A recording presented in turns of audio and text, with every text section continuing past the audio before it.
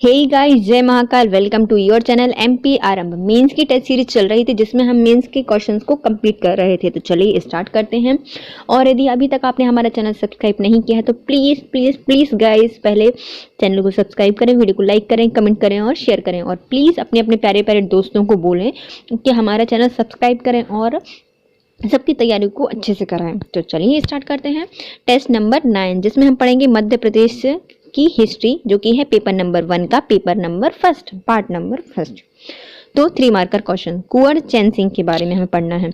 कुंवर चैन सिंह यह नरसिंहगढ़ के राजकुमार थे। 1824 में सीहोर के दशहरा मैदान में अंग्रेजों से संघर्ष हुआ था। इन्हें धोखे से मारा गया था और यह मध्य प्रदेश के प्रथम शहीद एवं मध्य प्रदेश के मंगल पांडे के नाम से जाना जाता है। तो हमें कुंवर चैन सिंह के बारे में 3 पॉइंट लिखने हैं क्योंकि 3 मार्कर नंबर है। तो पहला, ये कहाँ के थे? नरसिंहगढ़ के राजकुमार थे और 1824 में सीहोर के दशहरा मैदान में अंग्रेजों के साथ संघर्ष किया था। इन्हें धोखे से मार दिया गया था। इन्हें मध्य प्रदेश का प्रथम शहीद और मध्य प्रदेश के मंगल पांडे के नाम से जाना जाता है। अब आते हैं हमारे राजा बख्तवली। यह शाहगढ़ के सागर के आसपास 750 गांव के राजा थे। शाहगढ़ इनकी राजधानी थी। बख्तवली ने बर्नपुर के राजा मर्दन सिंह के साथ मिलकर 1857 में अंग्रेजों के विरुद्ध लड़ाई की थी। तो राजा बख्तवली कहाँ के राजा थे? तो राजा बख्तवली सागर के आसपास के जो 750 गांव आते हैं वो उनके राजा थे। इनकी राजधानी क्या थी? शाहगढ़ थी। 1857 की क्रांति में इन राजा मदन सिंह के साथ मिलकर अंग्रेजों का संघर्ष, मतलब अंग्रेजों के सामना किया था। अब आते हैं हमारे कुंवर रघुनाथ शाह। रघुनाथ शाह यह रानी दुर्गावती जी के वंशज थे। गढ़मंडला क्षेत्र में अपने पिता शंकर शाह के साथ मिलकर इन्होंने 1857 की क्रांति का नेतृत्व किया था। अंग्रेजों के खिलाफ इन्होंने कविताएं लिखी थी। इसके फलस्वरूप इन्हें देश द्रोह के आरोप में बंदी बना लिया गया था और 1858 में इन्हें तोप से उड़ा दिया गया था। तो कौन आते हैं? रघुनाथ शाह। यह रानी दुर्गावती जी के वंशज माने जाते हैं। गढ़मंडला से आते हैं। इन्होंने अपने पिता शंकर शाह के साथ मिलकर 1857 की क्रांति में भाग लिया था और कविताएं लिखते थे ये, और जिसके कारण इनको देशद्रोह घोषित करके तोप से उड़ा दिया गया था। अब आता है घोड़ा डोंगरी सत्याग्रह। घोड़ा डोंगरी सत्याग्रह 1930 में हुआ था। सविनय अवज्ञा आंदोलन के साथ बैतूल में घोड़ा डोंगरी प्रारंभ किया गया था। आदिवासियों के द्वारा ब्रिटिश हुकूमत की अवज्ञा की गई थी और सरकारी भूमि से घास काटा गया था। इसका नेतृत्व गंजन सिंह कोरकू, सेठ गोविंद दास, माखनलाल चतुर्वेदी और रविशंकर शुक्ल जैसे नेताओं ने किया था। तो अब आते हैं घोड़ा डोंगरी। घोड़ा कहाँ जा रहा है? तो 1930 में जा रहा था सविनय अवज्ञा आंदोलन में शामिल होने, जिसमें घोड़ा डोंगरी बैतूल में मनाया गया था। सविनय अवज्ञा आंदोलन के आसपास ही चल रहा था ये। इसमें क्या किया गया था? अवज्ञा की गई थी अंग्रेजों की हुकूमत की। इसमें अवज्ञा की गई थी और सरकारी जगह से घास काटी गई थी। किसने किसने काटी थी? तो गंजन सिंह कोरकू जी ने, सेठ गोविंद दास जी ने, माखनलाल चतुर्वेदी जी ने और रविशंकर शुक्ल ने इनका नेतृत्व किया था। अब आता है सराफा सत्याग्रह। सराफा सत्याग्रह 1942 में इंदौर में हुआ था, सराफा बाजार में। इसका कारण क्या था? तो स्वतंत्रता की मांग को लेकर लोगों पर पुलिस ने लाठीचार्ज कर दिया था और गोलियां चलाई थी। इसमें मगन लाल ओसवाल शहीद हुए थे और इस विरोध में सराफा सत्याग्रह किया गया था। देखिए क्या हुआ था। सराफा बाजार इंदौर में स्थित है और यहाँ पर 1942 में 72 में इसको आयोजित किया गया था। सराफा बाजार इंदौर में थे। कुछ क्रांतिकारी जाके शांति में जुलूस निकाल रहे थे, उन पर लाठीचार्ज की गई थी और पुलिस ने गोलियां चलाई थी, जिसमें मगन लाल ओसवाल जी शहीद हो गए थे। इसलिए सराफा सत्याग्रह मनाया गया था। अब आते हैं हमारे 5 मार्कर। इससे पहले हम 3 मार्कर को फिर से देख लें। चलिए देखिए, कुंवर चैन सिंह 3 मार्कर में लिखना है। पहले राजगढ़ के राजकुमार थे। इनको दशहरा मैदान में इन्होंने अंग्रेजों के साथ संघर्ष किया था 1824 में और इनको धोखे से मार दिया गया था। इन्हें मध्य प्रदेश का प्रथम शहीद और मंगल पांडे कहा जाता है मध्य प्रदेश का। अब आते हैं राजा बख्तवली। बख्तवली सागर के पास के 750 के लगभग गांव के राजा थे। इनकी राजधानी सागर थी। इन्होंने मदन सिंह के साथ मिलकर 1857 की क्रांति में अंग्रेजों का सामना किया था। फिर आते हैं रघुनाथ शाह, यह गढ़मंडला के शासक थे। यह रानी दुर्गावती के वंशज माने जाते हैं। इनने अपने पिता शंकर शाह के साथ मिलकर 1857 की क्रांति में अंग्रेजों का सामना किया था और कविताओं के साथ यह क्रांति को फैलाते थे, जिसके कारण इनको देशद्रोही इनको घोषित कर दिया गया और तोप के सामने रखकर इनको 1858 में उड़ा दिया गया। अब आते हैं घोड़ा डोंगरी। घोड़ा डोंगरी 1930 में हुआ था। सविनय अवज्ञा आंदोलन के सम्मान काल में ही यह चल रहा था और उसके लिए इसको आयोजित किया गया था बैतूल में। इसमें सब अंग्रेजों की हुकूमत की अवज्ञा की जा रही थी और सरकारी जगह से घास काटी जा रही थी। इसके प्रमुख नेता थे गंजन लाल कोरकू, सेठ गोविंददास, माखनलाल चतुर्वेदी और रविशंकर शुक्ल। अब आते हैं हमारे सराफा सत्याग्रह।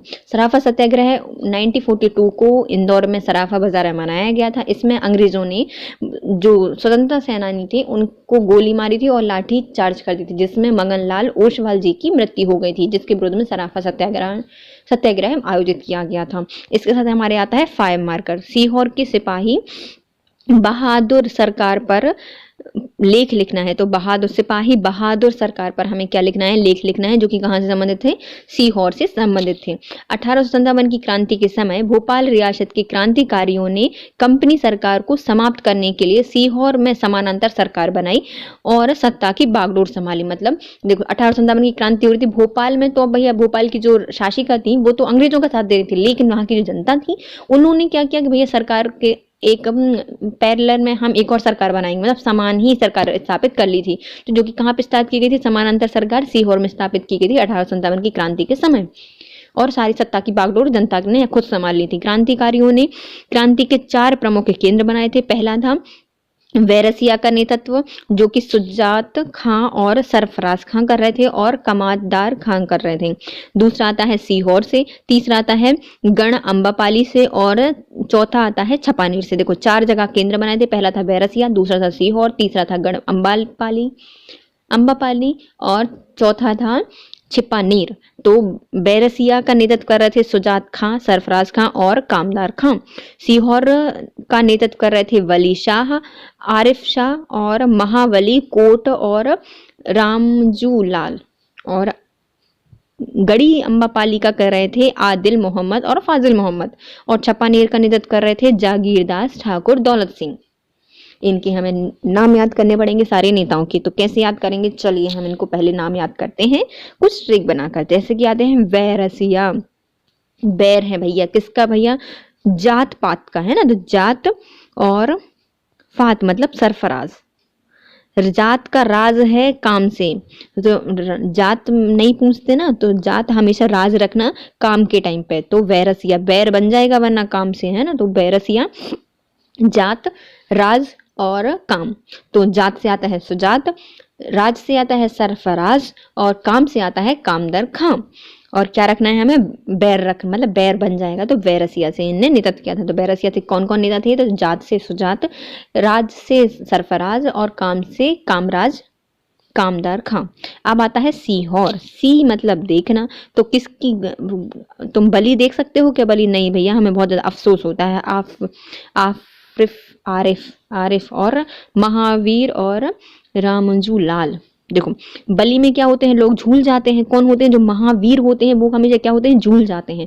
तो बलि, महावीर और रामजू लाल झूल जाते हैं, और आरिफ और आदि लोग भाग जाते हैं, आरिफ हो जाते हैं। सीहोर देखो कभी बलि को, तो क्या देखनी है, सी करनी है ना। तो बलि, इसमें जो वीर लोग होते हैं वो झूल जाते हैं और कुछ लोग तो भाग ही जाते हैं, आरिफ हो जाते हैं। तो बलि से आता है बली शाह, आमजू मतलब झूल जाते हैं तो रामजू शाह, और बी महावीर, तो महावीर कोट और आरिफ मतलब आधे लोग भाग जाते हैं, तो आरिफ शाह। इनने नेतृत्व किया था सीहोर से। अब आते हैं गण अम्बा पानी का विद्रोह। यहाँ से आदिल शाह, इसमें आदिल फाजिल सब हो रहे थे गढ़वी अम्बापाली में। अम्बापाली में अम्बा के यहाँ पे जाते हैं, पूरा दिल बिल्कुल पूरा क्या हो जाता है, फाजिल हो जाता है ना, तो आदिल और फाजिल मोहम्मद खान।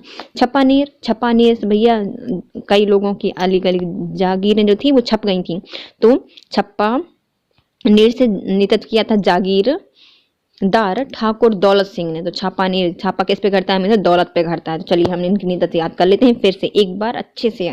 ट्रिक तो हमने याद कर ली, अब हम इनको रिवाइज कर लेते हैं। देखो बैर हो जाएगा कब भैया, यदि हमने जात का राज खोला काम में। तो जात से आता है सुजात खान, राज से आता है सरफराज, काम से आता है कामदर खान। फिर आते हैं सीहोर, सी करो भैया कभी जाके बली। तो बली देखेंगे कई लोग झूल जाते हैं, महाबली लोग और आदि लोग तो भाग जाते हैं। तो पहले आता है बली, तो बली खान मतलब वली शाह, आजुम मतलब झूल जाते हैं तो आजुम लाल, और महावली तो महावली कोट, और आदि लोग भाग जाते हैं तो आरिफ शाम। फिर आते हैं गड़ी अम्बा पानी से, अम्बा के हम जाते हैं अपना फाजिल वाजिल सब हो जाता है तो फाजिल मोहम्मद खां और आदिल मोहम्मद खां। फिर आते हैं छप्पा नेर, हमेशा छापा कहाँ पड़ता है, दौलत पड़ता है तो दौलत सिंह। इनने कहा था 1857 की क्रांति में यहाँ नेतृत्व संभाला था। 4 इनके प्रमुख केंद्र बनाए गए थे, पहला बैरसिया, दूसरा था सीहोर, तीसरा था अम्बा पानी और चौथा था छपानेर। अब आता है इनका महत्व क्या था। समानांतर सरकार की स्थापना की थी, कुछ समय के लिए सरकार के जो क्रांतिकारियों के हाथ में रही थी और अंग्रेजों के साथ प्रत्यक्ष संघर्ष किया था। इन्हें बिल्कुल सामने से लड़े थे, समानांतर सरकार बनाई थी और कुछ समय तक इन्हें सत्ता खुद संभाली थी। अब आता है हमारा नेक्स्ट क्वेश्चन जिसमें हम पढ़ेंगे तात्या टोपे के 1857 की क्रांति में योगदान को बताना है। तात्या टोपे के 1857 की क्रांति के सूत्रधार रहे हैं, मुख्य रणनीतिक और मुख्य सेना नायक के रूप में ये जाने जाते हैं। इनका सूत्रधार कैसे रहे हैं तो भैया नाना साहेब, तात्या टोपे और आजिम मुल्ला खान के द्वारा देश भर में यात्राएं की गई थी और लोगों को क्रांति के लिए इकट्ठा किया गया था। किसने सूत्रधार किया था भैया, सूत्र में धार पिरोई थी तो नाना साहेब, तात्या टोपे और कौन थे भैया, अजीमुल्ला खान जी ने पूरे देश में लोगों को इकट्ठा किया था और एकत्रित करके क्रांति स्टार्ट की थी। मुख्य रणनीतिक रहे थे भैया, कमल और रोटी के माध्यम से क्रांति का संगीत गांव गांव में पहुंचाया था। फिर आते हैं मुख्य सेनापति रहे थे। 4 जुलाई 1857 को जब कानपुर में क्रांति जारी हुई या जीती गई तो उसके सेनापति रहे हैं। नाना साहेब शासक घोषित होते हैं और तात्या टोपे उनके सेनापति नियुक्त किए जाते हैं। जब ये क्रांति जीत जाते हैं कानपुर की 1857 में 4 जून को, तो नाना साहेब को शासक घोषित कर दिया जाता है और तात्या टोपे को क्या बनाया जाता है, सेनापति बनाया जाता है। प्रमुख या राष्ट्रीय नेतृत्व करता रहे हैं ये। झांसी की रानी लक्ष्मीबाई के सहायक रहे हैं। रानी लक्ष्मीबाई की मृत्यु के पश्चात प्रत्यक्ष युद्ध के स्थान पर इन्होंने छापा मार युद्ध पद्धति का अपनाया था। इससे हम अपने तात्या टोपे जी को फिर से पढ़ लेते हैं। देखिए तात्या टोपे 1857 क्रांति के सूत्रधार रहे हैं, रणनीतिक रहे हैं और सेना नायक के रूप में जाना जाता है। सूत्रधार कैसे रहे हैं तो तात्या टोपे थे, इन्होंने नाना साहेब और अजीमुल्ला खान के साथ पूरे देश में भ्रमण किया था और लोगों को जागृत करके उनको क्रांति में इकट्ठा किया था। फिर आते हैं रणनीति, इन्होंने कमल और रोटी का संकेत पूरे गांव गांव तक पहुंचाया था और उनको संकेत दिया था क्रांति का। फिर आते हैं सेनापति, जब 4 जून 1857 को क्रांति होती है कानपुर में तो नाना साहेब को शासक घोषित किया जाता है और तात्या टोपे को उनका सेनापति घोषित किया जाता है। फिर आते हैं नेतृत्वकर्ता, इन्होंने रानी लक्ष्मीबाई के साथ नेतृत्व किया था। जब रानी लक्ष्मीबाई की मतलब सहायता की थी, जब रानी लक्ष्मीबाई की मृत्यु हो जाती है तो उसके बाद इन्होंने प्रत्यक्ष रूप से छापा मार युद्ध पद्धति का प्रयोग किया था। फिर आते हैं मध्य प्रदेश में स्वतंत्रता संग्राम में भीमा नायक की भूमिका को दर्शाइए। मतलब स्वतंत्रता संग्राम में मध्य प्रदेश की भीमा नायक ने क्या भूमिका निभाई है, हमें इनके बारे में लिखना है। तो 1857 की क्रांति में मध्य प्रदेश के महान योद्धाओं में अंग्रेजों से न केवल लोहा लिया बल्कि कई जगह पर उन्हें पराजित भी किया। उनमें से एक प्रमुख योद्धा माने जाते हैं हमारे भीमा नायक जी। भीमा नायक जी की भूमिका, इनका जन्म बड़वानी रियासत के पंचमोहाली गांव में हुआ था। पंचमोहाली गांव में हुआ था जो कि कहाँ पे आता है, निमाड़ में आता है, बड़वानी। इनकी सैन्य टुकड़ी का इन्होंने गठन किया था। 1837 में एक सैन्य टुकड़ी का निर्माण किया। इस सैन्य टुकड़ी ने युवा वगैरह मतलब किसी वेतन में शामिल हुए थे। इनके सहयोगी मुवासिया और रेवलिया नायक और खज्जा नायक थे। इनके मुख्य सहयोगी कौन कौन थे, मुवासिया, रेवलिया नायक और खाजा नायक इनके प्रमुख सहयोगी थे। इनकी रणनीति क्या थी, इन्होंने अंग्रेजों की लगान, घूसखोरी और जोर जबरदस्ती आदि के विरोध में विद्रोह किया था। भीमा नायक और उनके साथियों ने कई बार अंग्रेजों का खजाना लूटा था और उस खजाने को गरीबों में बांट दिया था। 1857 में भूमिका कैसी रही थी, तात्या टोपे के संपर्क में आकर 1857 की क्रांति में इन्होंने भाग लिया था और 1867 से 1868 तक इन्होंने गोरिल्ला युद्ध पद्धति में युद्ध किए थे। तो चलिए हम भीमा नायक का पढ़ लेते हैं कि 1857 की क्रांति में या फिर इस क्रांति में इन्होंने भाग कैसे लिया है। तो 1857 की क्रांति में जब महान मध्य प्रदेश के महान योद्धा थे वो अंग्रेजों से लड़ रहे थे, उस समय उन्हें पराजित भी कर रहे थे अंग्रेजों को। उसमें सबसे महान नेता उभर कर आते हैं जिनका नाम होता है भीमा नायक, जो कि मुख्य क्रांतिकारी माने जाते हैं। भीमा नायक की भूमिका पढ़ लेते हैं हम। इनका जन्म कहाँ पे हुआ था? बड़वानी में पंचमोहली गांव में हुआ था और निमाड़ में स्थित है। इन्होंने एक सैन्य टुकड़ी की स्थापना की थी 1937 में, और यह टुकड़ी युवा मतलब युवा वगैरह थे और उनको वेतन भी मिलता था। इनके मुख्य सहयोगी कौन से? मुवासिया जी थे, लिवरिया नायक थे और इनके खाजिया नायक इनके प्रमुख सहयोगी थे। इनकी रणनीति कैसी रही है? यह अंग्रेजों के लगान, घूसखोरी और जबरदस्ती का विरोध करने के लिए इकट्ठा हुए थे। अंग्रेजों का खजाना लूट लेते थे और गरीबों को बांट दिया करते थे। 1857 की क्रांति में भी खाजा नायक मतलब भीमा नायक द्वारा समर्थन दिया गया है, क्योंकि ये तात्या टोपे के संपर्क में आए और तात्या टोपे ने इनको समझाया और इनको 1857 की क्रांति में भाग लेने के लिए बोला और इन्हें लिया। लेकिन जब तात्या टोपे चले जाते हैं, मतलब उनकी मृत्यु हो जाती है, तो 1867 से 1868 में गौरेला युद्ध पद्धति से युद्ध किसने किया था? तो हमारे भीमा नायक जी द्वारा किया गया था। अब आते हैं हमारा 11 मार्कर। भारत के स्वतंत्रता संग्राम में झंडा सत्याग्रह का योगदान स्पष्ट करना है, मतलब झंडा सत्याग्रह कहाँ पे हुआ था ये बताना है, और हमारी भारत की स्वतंत्रता संग्राम था उसमें कैसे योगदान दिया है झंडा सत्याग्रह ने, हमें इसके बारे में भी बताना है। तो हम चलिए स्टार्ट करते हैं। 1930 में झंडा सत्याग्रह के मतलब झंडा के अपमान में झंडा सत्याग्रह का प्रारंभ हुआ था, जो कि राष्ट्रवाद के प्रति झंडे के लगाव का एक अभूतपूर्व आंदोलन सिद्ध हुआ।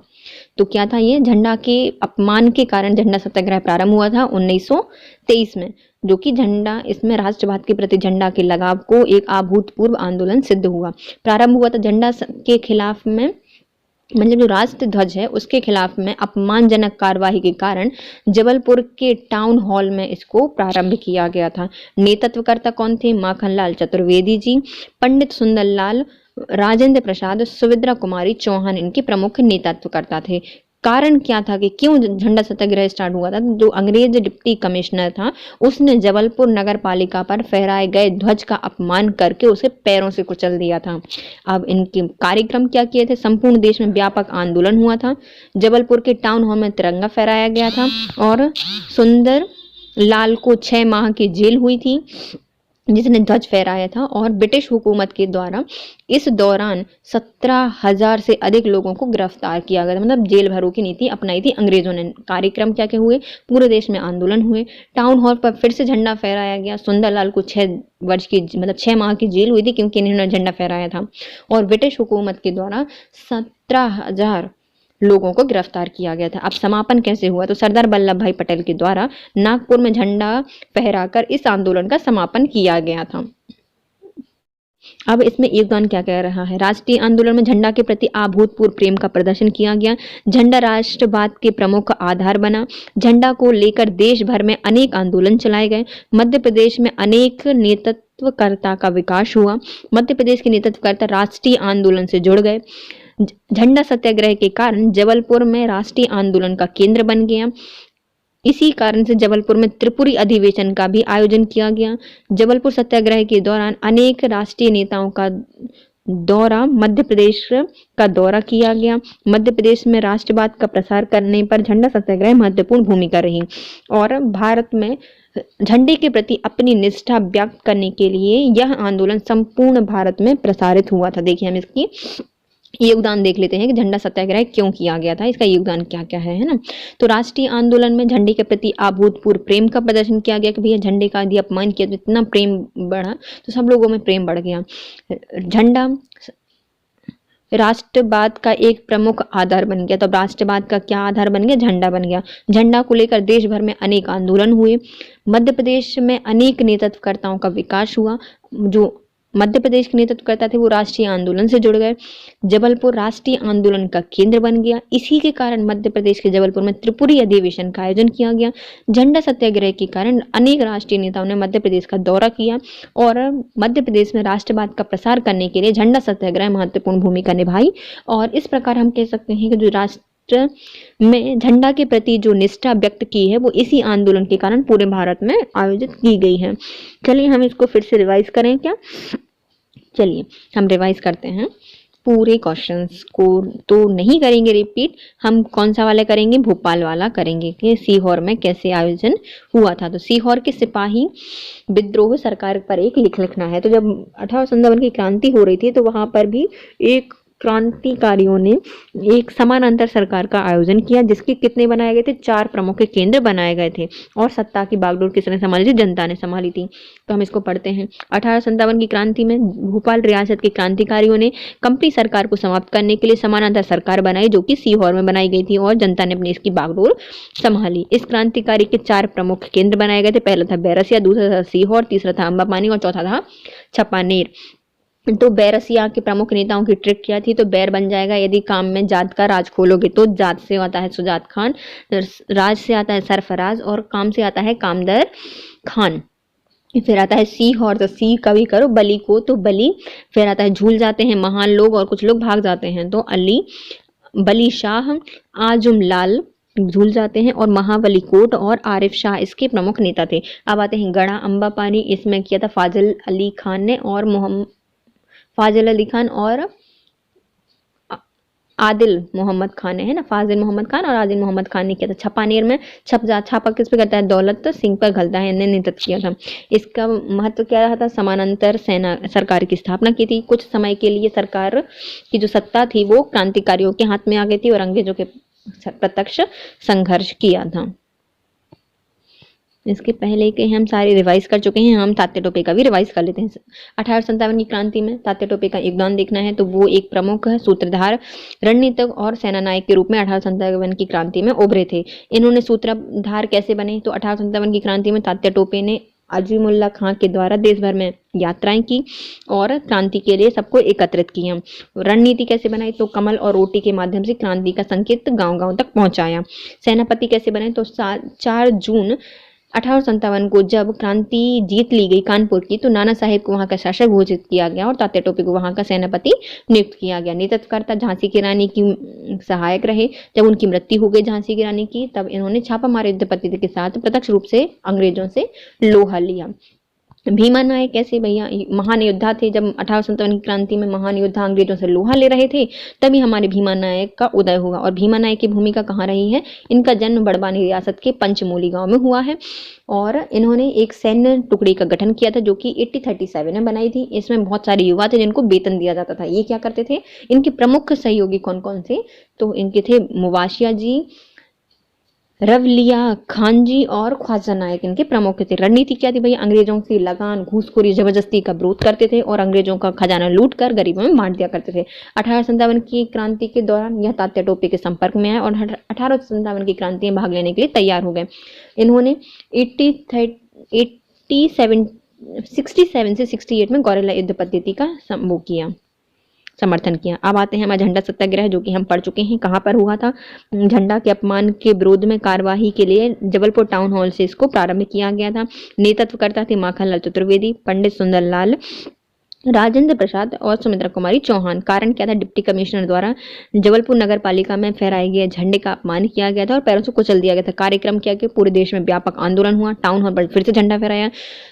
पंडित सुंदरलाल को 6 महीने की जेल हुई और जेल भरो की नीति अपनाकर 17,000 लोगों को गिरफ्तार किया गया। समापन कैसे हुआ, सरदार वल्लभ भाई पटेल ने नागपुर में झंडा फहराया और आंदोलन को समाप्त कर दिया। योगदान क्या हुआ, झंडे के प्रति अभूतपूर्व प्रेम का प्रदर्शन किया गया। राष्ट्रवाद का एक आधार बन गया झंडा को लेकर अनेक आंदोलन हुए। अनेक मध्य प्रदेश के नेतृत्वकर्ताओं का विकास हुआ। मध्य प्रदेश के नेतृत्वकर्ता जो थे वो राष्ट्रीय आंदोलन से जुड़ गए। जबलपुर में भी आंदोलन हुआ और त्रिपुरी अधिवेशन जबलपुर में आयोजित किया गया। अनेक दौरे किए गए राष्ट्रीय नेताओं के द्वारा मध्य प्रदेश के और राष्ट्रीयवाद का प्रसार करने के लिए झंडा सत्याग्रह महत्वपूर्ण भूमिका रहा है। भारतीयों ने झंडे के प्रति अपनी निष्ठा व्यक्त की और आंदोलन संपूर्ण भारत में प्रसारित हुआ। इसके साथ हमारा ये वाला सेशन होता है कंप्लीट। प्लीज गाइस, यदि आपको वीडियो थोड़ा सा भी अच्छा लगा है तो प्लीज लाइक कीजिए, कमेंट कीजिए, शेयर कीजिए और चैनल को सब्सक्राइब कीजिए। Thank you so much guys, have a nice day.